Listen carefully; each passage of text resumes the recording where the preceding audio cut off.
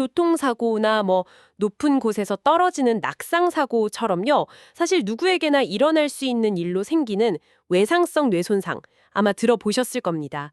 오늘은 청취자께서 보내주신 자료들을 좀 바탕으로 해서요. 이 외상성 뇌손상이라는 좀 막막하고 혼란스러운 상황을 의료진들이 어떻게 체계적으로 이해하는지, 그리고 또 어떻게 헤쳐나가는지에 대해서 한번 깊이 파고들어 보려고 합니다. 이게 단순히 막 의학 용어를 나열하는 게 아니고요. 혼수 상태의 환자가 다시 일상으로 돌아오기까지의 그 여정 있잖아요. 그 여정을 따라가면서 과연 그 길을 비추는 지도는 무엇일지 함께 살펴보겠습니다.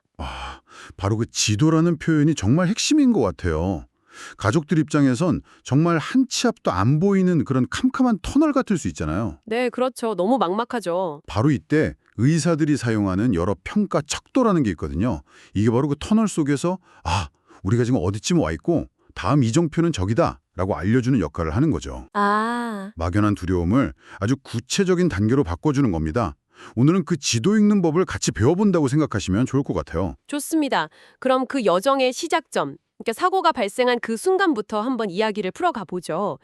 자료에서 제가 가장 먼저 딱 눈에 띈 개념이 1차 손상이랑 2차 손상이었어요. 사고가 쾅 하고 나는 순간 모든 게 다 끝나는 게 아니라는 뜻 같던데 이건 어떻게 다른 건가요? 그거 아주 중요한 포인트를 짚어주셨어요. 이걸 지진에 비유하면 좀 쉽습니다. 1차 손상은요, 지진이 발생한 바로 그 순간에 땅이 갈라지고 건물이 무너지는 것과 같아요. 직접적인 충격. 네, 사고의 물리적인 충격으로 뇌세포가 즉시 파괴되고 신경망이 그냥 끊어지는 거죠. 이건 사고와 동시에 일어나고 사실상 되돌릴 순 없어요. 그럼 2차 손상이라는 건 지진이 난 후의 여진이나 쓰나미 같은 거군요. 자료를 보니까 사고 후에 몇 시간에서 며칠에 걸쳐서 뇌가 붓고 이걸 뇌부종이라고 하던데 또 뇌압이 올라가고 그런 현상이라고 나와 있더라고요. 정확합니다. 본진보다 여진이 더 큰 피해를 주기도 하잖아요. 맞아요, 맞아요. 뇌손상도 똑같습니다. 재활치료의 첫 번째 목표가 바로 이 2차 손상이라는 쓰나미를 막는 거예요. 이미 무너진 건물, 즉 1차 손상을 되살릴 수는 없지만 추가적인 피해가 번지지 않도록 막 댐을 쌓고 방파제를 세우는 거죠. 이 2차 손상을 얼마나 잘 막아내느냐가 환자의 남은 인생을 좌우한다. 이래도 과언이 아닙니다. 그렇군요. 와, 사고의 여파가 한참 뒤까지 이어진다는 게 정말 무섭네요. 그렇게 손상을 입은 환자들은 정말 다양한 증상을 겪게 되던데요.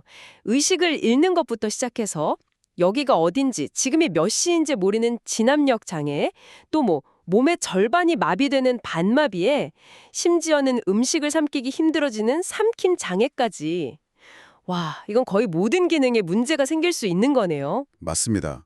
뇌가 우리 몸의 컨트롤 타워니까요. 그래서 이 복합적인 증상들을 하나로 꿰뚫어 볼 객관적인 기준이 필요한 겁니다. 자, 이제 여정의 첫 번째 장소, 응급실로 한번 가보죠. 수많은 환자가 실려오는 그 혼란스러운 상황에서 의료진은 가장 먼저 이 환자가 얼마나 위중한지 이걸 단 몇 분 안에 판단해야 하거든요. 바로 그때 사용하는 첫 번째 도구가 등장하는군요. 글라스고우 혼수척도, GCS라고 하죠. 이건 거의 모든 의학 드라마에 한 번쯤만 나오는 것 같아요. 그렇죠. 응급 상황의 알파이자 오메가 같은 척도입니다. 환자의 의식 상태를 찍는 스냅 사진이다. 이렇게 생각하시면 돼요. 복잡하게 생각할 것 없이 딱 세 가지만 봅니다. E, V, M. 눈을 스스로 뜨는지 I, 말을 제대로 하는지 버벌, 그리고 지시에 따라 움직이는지 모터. EVM이 그 약자였군요. 스스로 눈을 뜨면 4점, 질문에 맞게 대답하면 5점, 손 한번 쥐어보세요 이런 지시에 따르면 6점. 이렇게 각 항목의 점수를 매겨서 합산하는 방식이죠. 네, 그래서 만점은 15점이고 최저는 3점입니다. 여기서 가장 중요한 마법의 숫자가 8이에요. 8점이요? 네, 총점이 8점 이하하면 중증 뇌손상으로 분류하고요. 즉시 모든 의료 자원을 투입해야 한다는 아주 강력한 신호로 받아들입니다. 이 GCS 점수 하나로 환자의 생사가 갈릴 수도 있는 거죠. 그야말로 의식 수준을 재는 첫 번째 자네요. 자, 그럼 GCS로 급한 불을 끄고 환자가 이제 중환자실이나 재활병동으로 옮겨졌다고 가정을 해볼게요. 이제부터는 정말 긴 회복의 여정이 시작될 텐데 GCS라는 그 스냅 사진 한 장만으로는 좀 부족할 것 같은데요? 당연하죠. 이제는 타임랩스 영상이 필요합니다.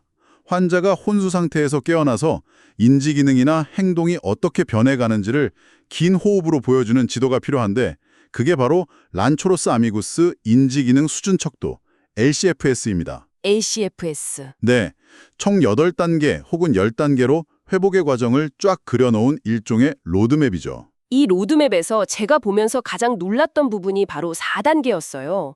혼란 초조 단계. 환자가 갑자기 막 소리를 지르고 공격적인 행동을 보일 수 있다는 대목에서 이거 상태가 더 나빠진 거 아닌가 싶었거든요. 바로 그 지점이 가족들이 가장 힘들어하고 또 오해하기 쉬운 구간입니다. 제가 만났던 한 가족은 아들이 갑자기 욕을 하고 링거를 막 뽑으려고 하니까 우리 애가 미쳐가는 것 같다면서 막 절망하셨어요. 아, 그럴 수 있겠네요, 정말. 근데 저희는 오히려 그분들을 안심시켜드렸죠.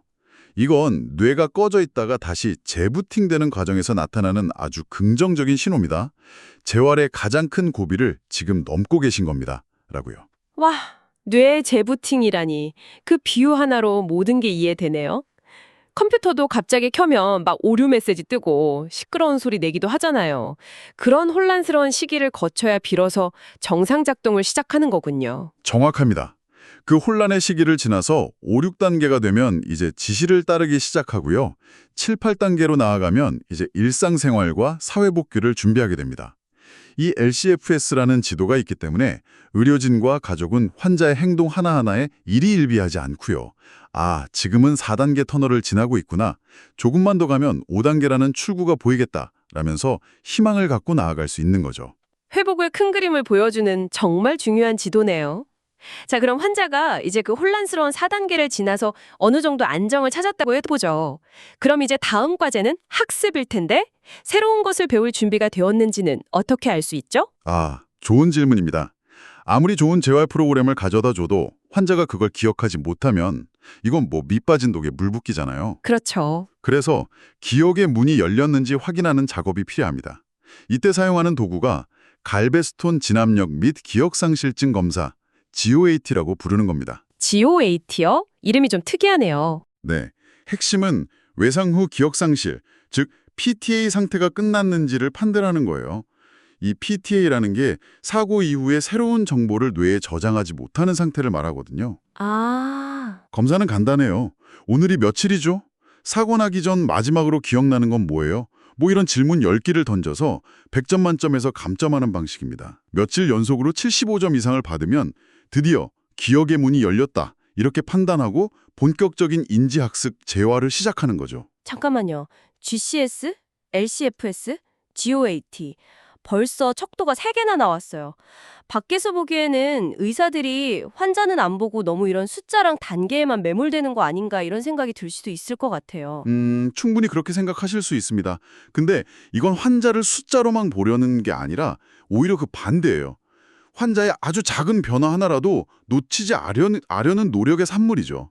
특히 겉보기엔 아무 반응이 없는 것처럼 보이는 환자들 사이에서도 그 미세한 의식의 불씨를 찾아내려는 도구가 있습니다. 바로 혼수회복 척도, CRS-RC라는 건데요. 더 정밀한 현미경 같은 건가요? 네, 눈은 뜨고 있지만 아무런 인지가 없는 식물 상태와 아주 미세하게나마 의식이 있는 최소 의식 상태를 구분하는 게 목적이에요. 예를 들면 거울을 보여줬을 때 그냥 쳐다보는 게 아니라 거울을 천천히 움직였을 때 시선이 그걸 따라가는지, 즉 시각 추적이 되는지를 확인해요. 그 미세한 차이를. 네, 그 작은 눈동자의 움직임 하나가 이 환자의 뇌는 외부 자극에 반응하고 있다는 결정적인 증거가 되거든요. 그 불씨를 찾아내야 다음 치료 계획을 세울 수 있으니까요. 와, 정말 환자의 작은 신호 하나하나에 의미를 부여하고 길을 찾아 나가는 과정이네요. 자, 이제 이 기나긴 재활의 여정도 막바지에 이르렀습니다. 환자가 퇴원을 준비할 때 그간의 노력을 종합해서 그래서 최종적으로 얼마나 좋아졌는가를 평가해야 할 텐데요. 맞습니다. 이때는 큰 그림을 보는 2가지 도구가 사용됩니다. 이걸 최종 성적표에 비유할 수 있어요. 첫 번째는 글라스코우 결과 척도, GOS인데요. 이건 최종 등급 같은 겁니다. 그 자료에 나온 5단계가 바로 그거군요. 1단계 사망부터 시작해서 5단계, 좋은 회복, 사회생활이 가능한 단계까지 아주 간결하게 결과를 요약해 주네요. 네. 그래서 연구 논문 같은 데서 전체적인 결과를 보여주기엔 아주 좋죠. 하지만 한계도 명확해요. 예를 들어서 3단계, 중증장애라는 등급만으로는 환자의 실제 상태를 알기가 어렵거든요. 어떤 환자는 간신히 휠체어에 앉는 수준일 수 있고 다른 환자는 부축받고 조금은 걸을 수 있는 수준일 수도 있으니까요. 아, 그러네요. 그럼 그 세부적인 내용을 보여주는 뭐랄까 과목별 점수가 포함된 성적표가 따로 필요하겠네요. 바로 그겁니다. 그게 라파포트 장애 등급 척도 DRS입니다. GOS가 최종 등급 수나 우를 주는 거라면 DRS는 언어 영역은 90점인데 운동 능력은 60점, 일상생활 자립도는 75점 이런 식으로 아주 상세하게 점수를 매기는 거죠. 훨씬 구체적이네요. 네, 식사는 혼자 하는지, 화장실은 가는지, 다른 사람 도움이 얼마나 필요한지 등을 종합해서 0점, 장애 없음부터 29점, 극도의 식물 상태까지 점수화합니다. 이 DRS 점수가 재활을 통해서 20점에서 15점으로, 다시 10점으로 이렇게 낮아지는 걸 보면서 환자와 가족은 자신들의 노력이 헛되지 않았다는 걸 구체적인 숫자로 확인할 수 있는 거죠. 올 정말 외상성 뇌손상 환자의 기나긴 여정을 함께 따라와 봤습니다. 응급실의 GCS라는 스냅 사진에서 시작해서 LCFS라는 회복의 로드맵을 거쳐 GOS와 DRS라는 최종 성적표를 받기까지 이 정교한 도구들이 없었다면 정말 막막한 안개 속을 헤매는 그런 기분이었을 것 같아요. 맞습니다. 오늘 우리가 살펴본 이 척도들이 주는 가장 큰 위안은 회복은 혼란스러워 보이지만 그 안에는 분명한 단계와 질서가 있다는 사실을 알려준다는 점입니다. 이 지도들이 있기에 환자와 가족 그리고 의료진 모두가 같은 곳을 바라보면서 다음 걸음을 내디딜 수 있는 거죠. 절망 속에서 다음 단계를 상상하게 만드는 희망의 도구라고 할 수 있습니다. 오늘 이야기 나누면서 계속 마음에 남는 한 장면이 있습니다. 바로 그 란초로스 아미고스 척도 4단계. 뇌가 재부팅되면서 환자가 혼란스러워하고 때로는 공격적인 모습을 보인다는 그 시기인데요. 의료진은 긍정적인 신호라고 이해하지만 그 순간을 온몸으로 겪어내는 환자 자신과 또 사랑하는 가족의 그 달라진 모습을 곁에서 지켜봐야만 하는 보호자의 마음은 과연 어떨까요? 이 객관적인 평가의 이면에 있는 그들의 인간적인 경황에 대해서 한번 생각해 보시는 것도 깊은 울림을 줄 것 같습니다.